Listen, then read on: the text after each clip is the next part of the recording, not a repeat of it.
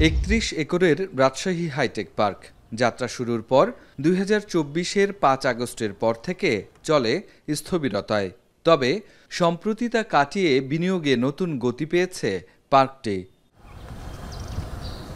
Hi tech park জুড়ে ৮টি বাণিজ্যিক প্লটের সবকটি ছিল ফাঁকা। গেল মাস থেকে একে একে বিনিয়োগ এসেছে সেখানে। ৪০ বছরের জন্য ১ একরের প্লটে গ্রাউন্ড স্টেশন নির্মাণ করেছে মার্কিন প্রতিষ্ঠান স্টারলিংক। পাশের প্লট বরাদ্দ নিয়েছে দেশীয় আইটি প্রতিষ্ঠান অগ্নি সিস্টেম। এছাড়া ২ একরের ব্র্যাক আইটি আর ১২তলা অত্যাধুনিক সিলিকন টাওয়ারে ২৪০০ বর্গফুট জায়গা নিচ্ছে প্রাণ আরএফএল সহ একাধিক প্রতিষ্ঠান। তাতে দ্রুতই ব্যস্ত হয়ে উঠবে হাইটেক পার্ক। আইটি ইনকিউবেশন সেন্টারে এখন 7টা কোম্পানি কার্যক্রম পরিচালনা করছে। সেখানেও কোনো ফাঁকা স্পেস আমাদের নেই, অর্থাৎ ওটা পরিপূর্ণভাবেই কার্যক্রম পরিচালনা করছে। এবং এই সিলিকন টাওয়ার যেটাতে আমরা দেখতেছি 12তলা বিশিষ্ট, এই বিল্ডিংয়ে আমাদের 19টা কোম্পানিকে আমরা স্পেস বরাদ্দ দিয়েছি, যারা এখন অলরেডি অনেকে কাজ করছে, অনেকে তাদের অফিস ডেকোরেশনের কাজ শুরু করেছে। সবচেয়ে বড় যেটা অ্যাচিভমেন্ট ৫ তারিখের পরে, ৫ আগস্টের পরে, সেটা আমাদের এখানে স্টারলিংকের একটা গ্রাউন্ড স্টেশন করা হয়েছে এবং ১ একর জমি তাদেরকে বরাদ্দ দেওয়া হয়েছে। এছাড়া আরেকটি প্রতিষ্ঠান অগ্নি সিস্টেমস, তাদেরকেও ১ একর জমি বরাদ্দ দেওয়া হয়েছে।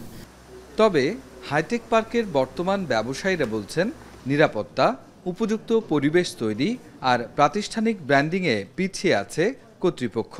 পাশাপাশি গেল ৫ আগস্টের ঘটনায় ব্যবসায়ীদের ক্ষয়ক্ষতি পুষিয়ে না দেয়ায় বড় বিনিয়োগে ঝুঁকি মনে করছেন তারা। আমার কাছে যে কনসার্নটা সেটা হচ্ছে সিকিউরিটি কনসার্ন। হাইটেকের বাউন্ডারিটা এখনও কোথাও কোথাও অরক্ষিত, এটা একটা পয়েন্ট। আর একটা জিনিস হচ্ছে এখানকার সিসিটিভি ক্যামেরা সিস্টেম এবং এখানকার এন্ট্রি এক্সিটের যে আগের যে সিস্টেমগুলো ছিল, এটাকে যদি আবার নতুন করে করা যায়, এটা একটা পয়েন্ট। আমাদের যে ক্ষতিটা হয়েছিল সেটার অডিট বা বিভিন্ন কিছু ক্লিয়ার হয়েছে, বাট সে ক্ষতিপূরণটা কিন্তু আমরা এখনও কোনো কোম্পানি পাই নাই। তো এইটা যদি কোম্পানিগুলোকে প্রোভাইড করা যায়, তাহলে কোম্পানিগুলো আরও বেটার কিছু করবে। যারা রাজশাহী কেন্দ্রিক আছেন মানুষজন, যারা এই সফটওয়্যার ইন্ডাস্ট্রিতে বা টেক ইন্ডাস্ট্রিতে আসতে চায়, তাদের জন্য একটা বিশাল বড় অপরচুনিটি হচ্ছে যে তারা একটা হাবে এসে, একটা জায়গাতে এসে অনেকগুলো কোম্পানি পেয়ে যায়, তাদের সাথে সরাসরি কথা বলার সুযোগ পায় এবং অনেক ক্ষেত্রে সেশন চালু হয় বা কোর্স ছাড়ে। এদিকে হাইটেক পার্কের উপপরিচালক বলছেন, নষ্ট লিফট, নিরাপত্তা কন্ট্রোল রুম ও অন্যান্য সুবিধার জন্য চাহিদা পাঠানো হয়েছে মন্ত্রণালয়ে। সরকার ব্যবসা করার জন্য শুধুমাত্র নয়, সরকার এখানে একটা সেক্টরকে, একটা ইন্ডাস্ট্রিকে দাঁড় করানোর জন্য কাজ করছে। কাজে এই ইন্ডাস্ট্রি দাঁড় করানো যে খুব রাতারাতি হয়ে যাবে এরকম না। সিলিকন ভ্যালি কিন্তু ২-১ বছরে হয় নাই। ফলে আমাদের এই আইটি ইন্ডাস্ট্রিটাও আপনার শক্তিশালী হয়ে উঠতে প্রয়োজনীয় সময় দরকার। তো সেই সময়টা আমরা দিতে চাইছি, সেই সময়টা আমরা দিব এবং আমরা সরকারের পক্ষ থেকে আসলে ব্যবসা চিন্তা করে না করে আমরা আসলে ওই সেক্টরটাকে কী করে দাঁড় করানো যায় আগামীর জন্য, সেই লক্ষ্যে কাজ করছি। আইটি বিশেষজ্ঞরা বলছেন, হাইটেক পার্কের কর্মীদের মিল ও নিরবিচ্ছিন্ন পাওয়ার সাপ্লাই নিশ্চিত করতে হবে।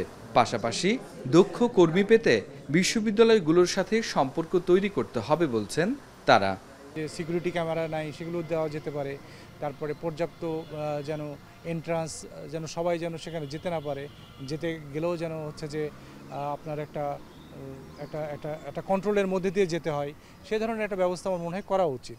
আনইন্টারাপ্টেড পাওয়ার সাপ্লাই, সেটা আমার মনে হয় এখনও এনশিওর করা হয়। হাইটেক পার্কের মধ্যে যতগুলো ফার্ম আছে এবং অন্যান্য যে ফার্ম বাইরের আছে, তারা যদি এই জায়গাটা তৈরি করতে পারে এবং আমরা চাই তারা আমাদেরকে ইনভাইট করুক একটু, যে না তোমরা এখানে তোমাদের ছাত্রদেরকে ইন্টার্নশিপ করাতে পারো, তাহলে কি হলো, তাদের সাথে কিন্তু আগে থেকেই আমাদের স্টুডেন্টদের একটা যোগাযোগ হয়ে গেল।